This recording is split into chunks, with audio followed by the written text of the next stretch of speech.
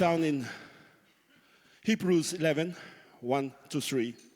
Now faith is the substance of things hoped for, the evidence of things not seen.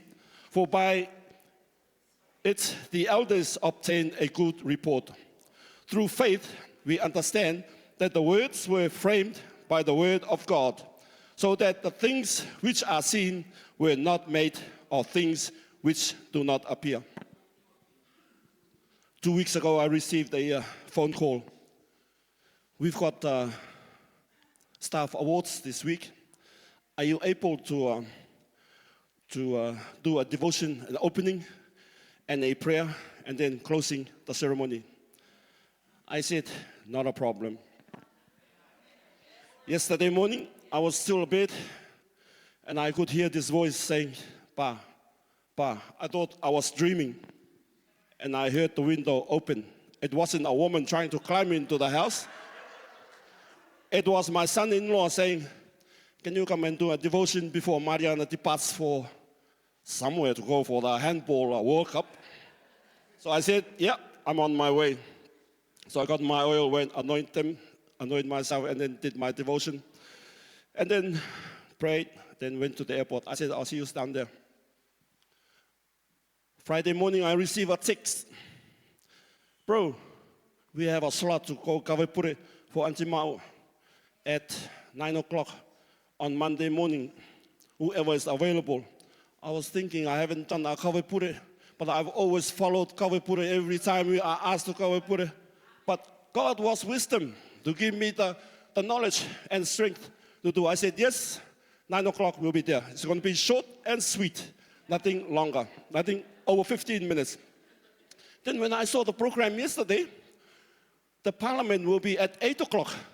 Oh God, it's going to take 2 hours. So I said to Sean, can you go and make sure whoever is doing the program to make sure it's short, otherwise we go in front of them. Ours is only 15 minutes, I tell you. So I'm just waiting if it's not going to happen, but we will stick to the program. My theme, faith sees what eyes cannot. Hebrews 11 says, now faith is the substance of things hoped for, the evidence of things not seen.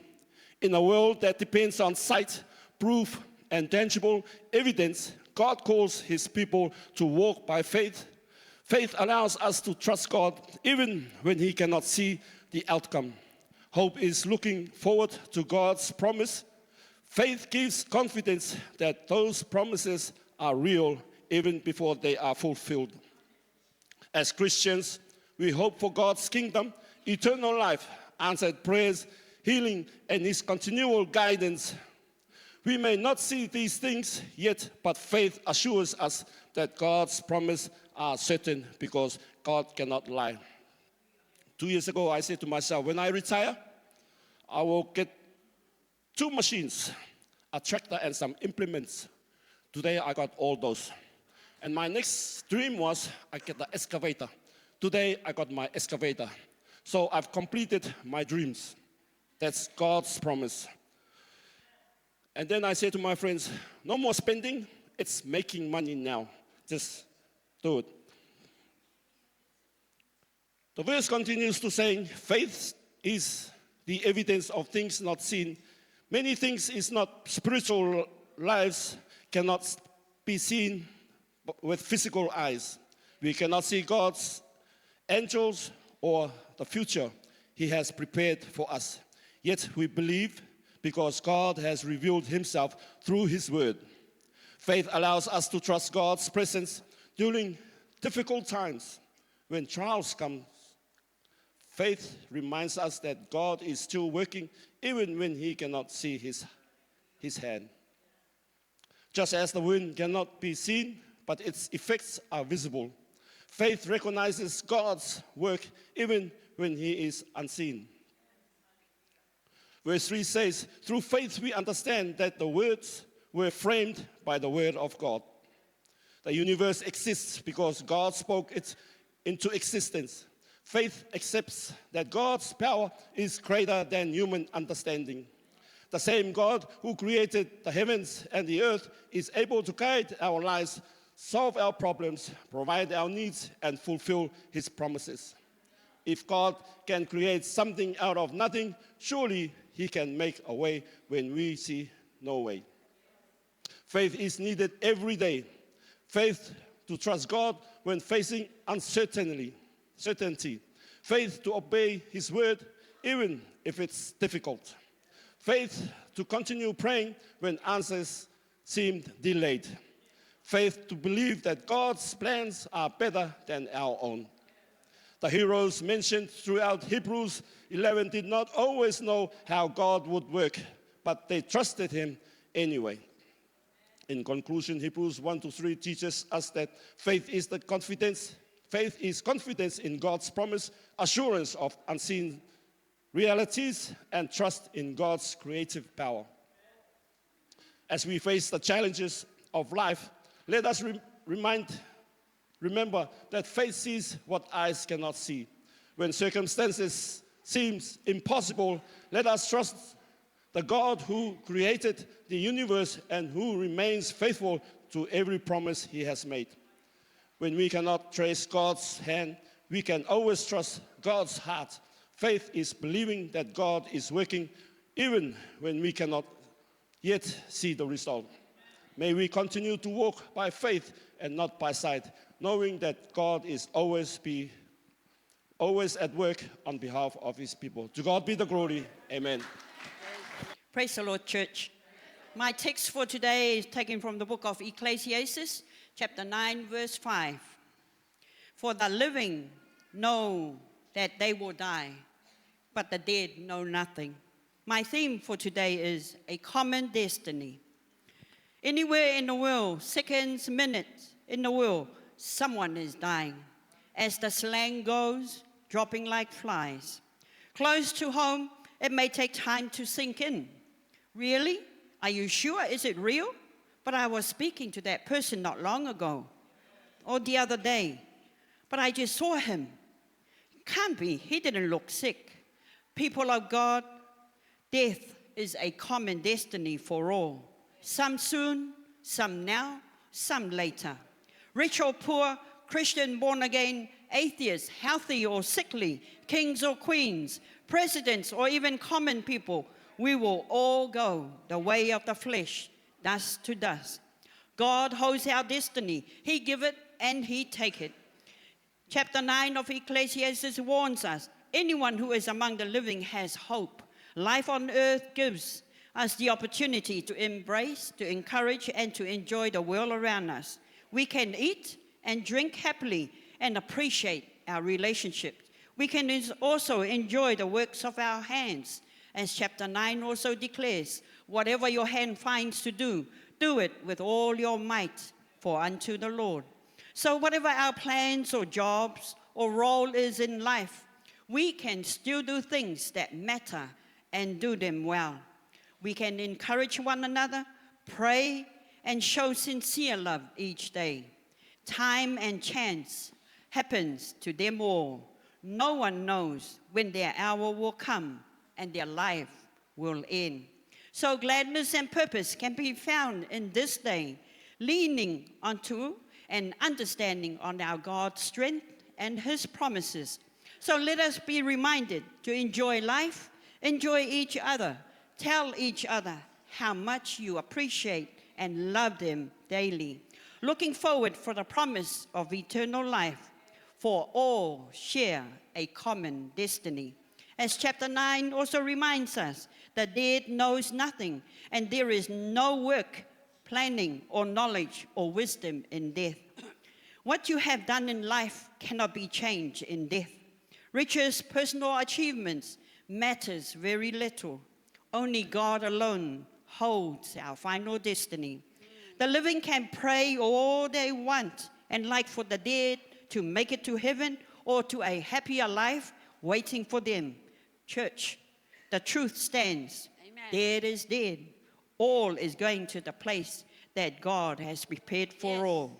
So right now, we must, not maybe or later or when I am ready, now is the appointed time, Amen. People of God. Seek God while he can be found, while it is day, for night cometh when none worketh.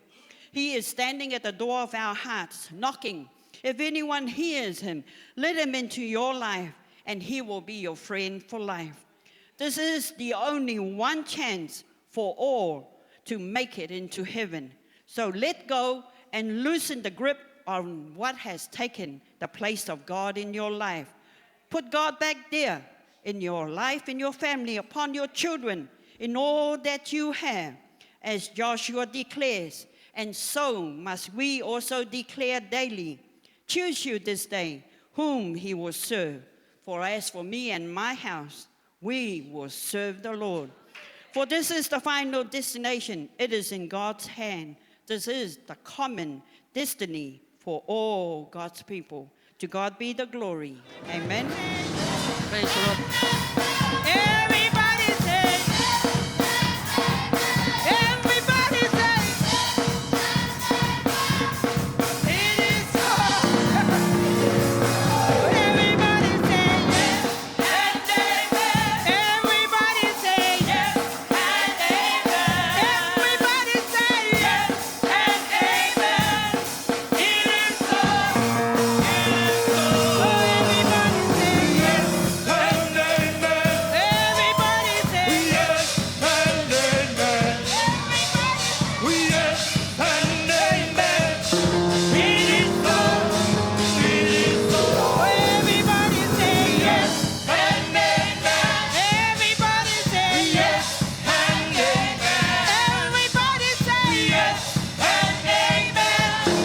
It is so. It is so. Everybody say yes. Psalm 27, verse 14. And the word of God said, wait on the Lord, be of a good courage, and he shall strengthen thy heart. Wait, I said, on the Lord. And our theme for today is, but wait, there's more. Saint, David quotes the word wait twice in this scripture, verse 14. To my research a bit of this word, wait, is the action word. Like a fisherman and a farmer. If they go to their point, nothing is working, in the mindset, they're going to wait, but they're going to move. Amen? Saints, waiting for God to move in our lives or to rescue us from our trials can be very, very challenging. Amen? Here in Psalm 27, we learn David was facing much adversity. The first anointed king of Israel, Saul, wanted to kill him. So he was struggling with the challenges he's facing. He trusts God's deliverance. It was the same God that delivered Goliath into his hand. At verse 1, Psalm 27, this is a confirmation and a statement from David. And the word said, the Lord is my light and my salvation. With a question it says, whom shall I fear? The Lord is my strength of my life. In whom shall I be afraid? It's very clear that's the confirmation. David knows this God. And it's a statement for you and I to understand the God David served is the same God you and I serve. Amen. Saints, God is worthy and he's worthy of our trust. It doesn't matter the challenges and the struggles we're going through right now. Proverbs chapter 3, verse 5 and 6, reminding us, trust in the Lord with all thine heart. But let's carefully the second part of this Proverbs chapter 3. It says, and lean not unto thine own understanding. Saying sometimes in our walk of life, we think we know it all. Amen? Before you know it, things go down the drain. Hallelujah. In all thy ways, acknowledge him, and he shall direct thy paths. So it's very clear what the writer of Proverbs chapter 3 declared for you and I today. Trust is the key word. To who? To the living God we serve. We all have a purpose to be here. Regardless of the rain. Sometimes in my young days, I'm not going to church, it's raining. But you and I have a purpose to be here. Amen? David knew all along and learned about waiting for God. He was only 16 years old when he was anointed the next king to become the next king to sit on the throne until he turned 30. It's quite. If I was anointed to be a king, instant. I want it now.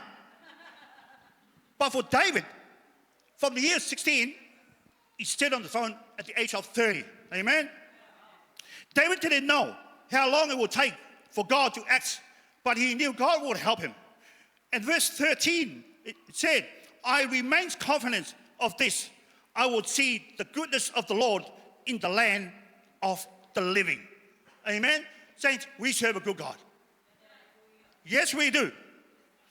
In our key verse, it says, wait on the Lord, be of a good courage, and he shall strengthen thine heart. Wait, I said, on the Lord. Siagi ya Yehova, ikamaruri, inana, ikamaruri mai ito nga kaura.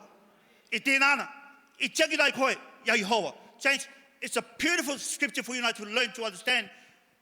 We live in the life, the waiting games. Last week, a preacher said, the waiting room. Amen? We wait and we make a move. Are you going to wait in the rain? Soak it with the water? You got to find a shelter. Amen. Saints, let's go to the book of Acts, verse 2. Jesus talk about the lame man, born lame. Amen? How many years he been to the temple? He knows to go to the temple, he'll be delivered. Amen? Lo behold, Peter and John was there. It's only what they declared. Silver and gold have I none. But just as I gave, I thee, in the name of Jesus Christ of Nazareth, rise up and walk. For all that waiting, he's been in the temple until that day when Peter and John declared the name of Jesus. Saints, the lesson for us is faith in God is greater than the challenge we face. Isaiah 55, verse 6, seek ye the Lord while he may be found. Call ye upon him while he is near. Hallelujah. God will turn what was mean to hurt you and into something better and good. Hallelujah. Our struggles and pain may last for a season, but God's faithfulness never leaves us. God knows how to step into the right time, but we have to wait on the Lord. Life experience is mountains and valleys. Life experience is full of up and lows. Saints, we have a moments and low moments in our life. But through it all, we have to learn how to wait on the Lord. The prophet Isaiah declared, for my thoughts are not your thoughts. None are your ways, my ways, say the Lord of hosts. Saints, so the encouragement for you and I today, as we wait, though we may not always see the outcome, it creates a legacy of faithfulness for generations to come. If God be for us, who can be against us? But wait, there's more. Praise the Lord. So Praise my text is found in the book of Judges, chapter 11, verses 30, 31, and 34. Shall we all read? And Jephthah vowed a vow unto the Lord and said, if thou shalt without fail deliver the children of Ammon into mine hands, then it shall be that whatsoever cometh forth of the doors of my house to meet me, when I return in peace from the children of Ammon, shall surely be the Lord's, and I will offer it up for a burnt offering. And Jephthah came to Mizpah unto his house, and behold, his daughter came out to meet him with timbrels and with dances, and she was his only child. Beside her, he had neither son nor daughter. Iro te reo Māori, te au akawā pintanga urumata I turunga urumata I turunga urumaa. Kua tia I ora I e whita I te tia ki Yehovara, e karangatura, ki a tuku mai koe I te tamariki a amona ki tōku nei rima, ko te ka aere mai me roto mai I tōku areara, e arawe mai I aku, ki e oki mai au ma te ora, me ko I te tamariki a amonara, ka riro ia na Yehova, e kāreara ka apai ia e au, e atinga karakaratio. Ko aere mai re ye whita ki Mesepa ki tōna ua ora e ngotu are. E ina ko aere mai re tāna tamaine ki vao e arawe iaia.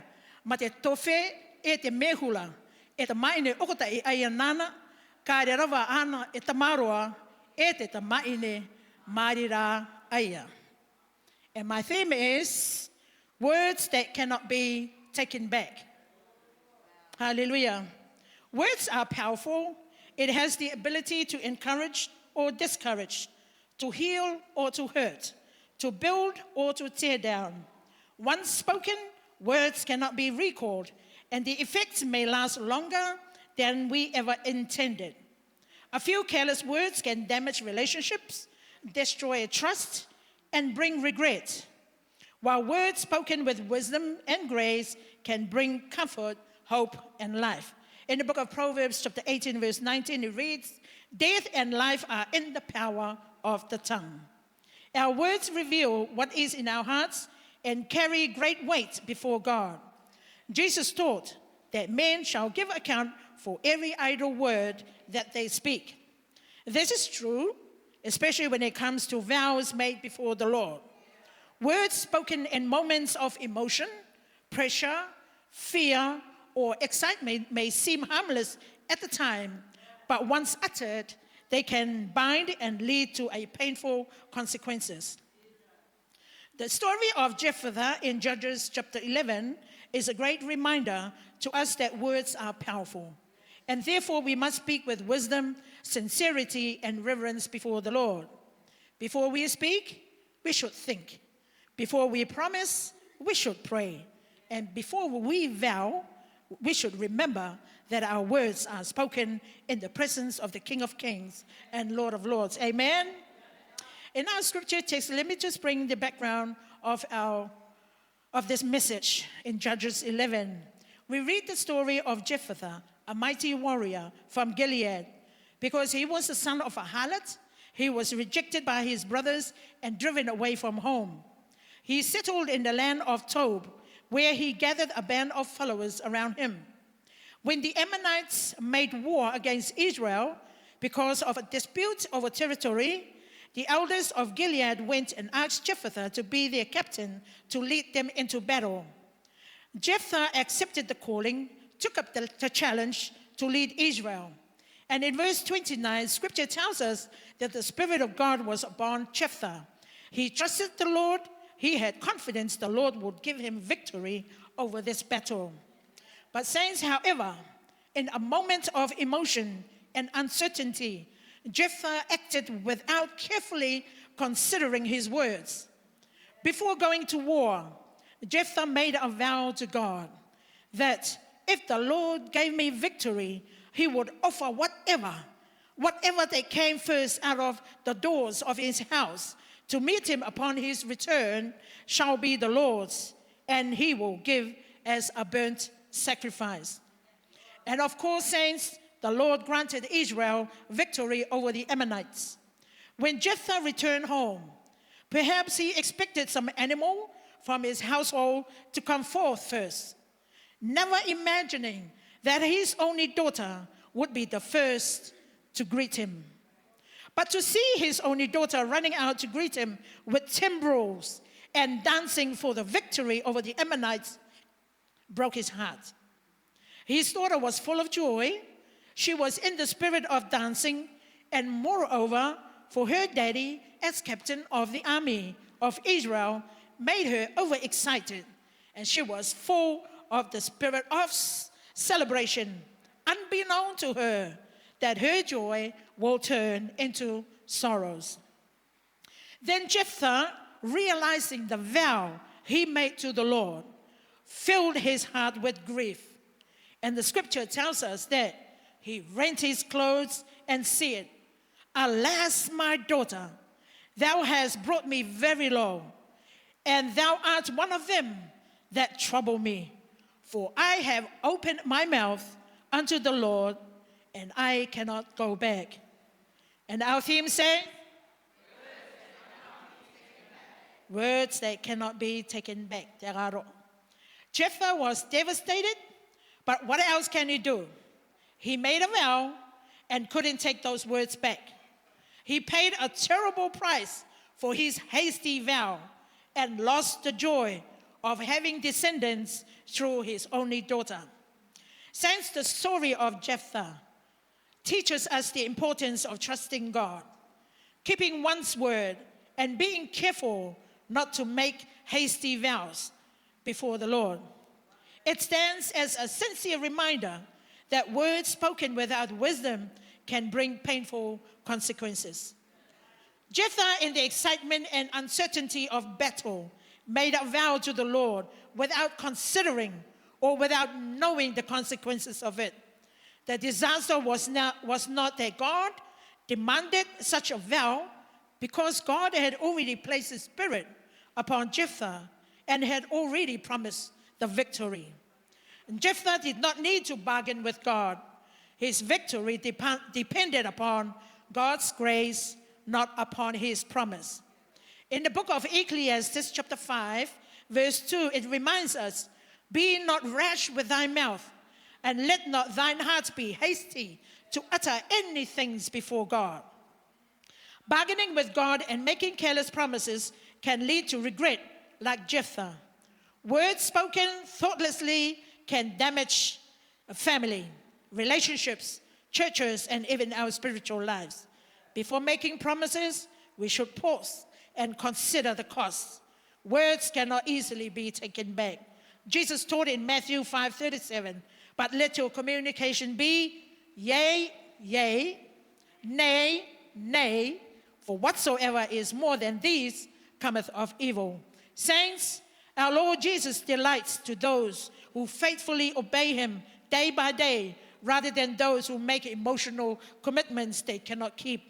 Instead of making dramatic vows, let us cultivate consistent faithfulness, humble obedience, and daily devotion to God. The encouragement for us, saints, is to rest our faith in the grace and mercy of Jesus and not in emotional promises made under pressure. Many people make similar promises in times of difficulties and uncertainties.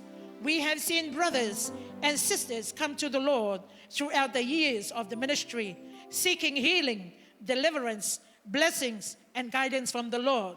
Some said, "Lord, if you heal me, I will serve you for the rest of my life. Lord, if you bless me, I will give more to help the ministry. Lord, if you help me through this trial, I will never fail you. Lord, if you deliver me from this situation, I'm yours all the way. Lord, if you take away the heavy weight in my life, I will be with you always." So many vows were made to the Lord and broken along the way. They were not able to hold those words for reasons unknown to us. But for you, for all of us, and to those who are still holding on to our vows, words that cannot be taken back, we have made our vows to the Lord that we will serve Him until the end. Either way, either we rest at the end of this physical life, or when the King of Glory comes to take us to His heavenly kingdom. Our pillars of faith, Totato Metua, our seasoned saints, adults, young people, and children, each and every one of us, hold on to our vows until Jesus comes back. Don't let it go. Keep those words that cannot be taken back. It will be a happy ending for you and I. To those who haven't taken those steps, who haven't made your vow to the Lord, it's not too late. Jesus is right there at the door of your heart, knocking and calling you to come and make that vow, a vow that you will never regret when Jesus calls you home. Why not make today a day of salvation? Come and receive Jesus and go through the plan of salvation found in the book of Acts, chapter 2, verse 38. And Peter said unto them, "Repent and be baptized, every one of you, in the name of Jesus, for the remission of sins, and he shall receive the gift of the Holy Ghost." And our theme says,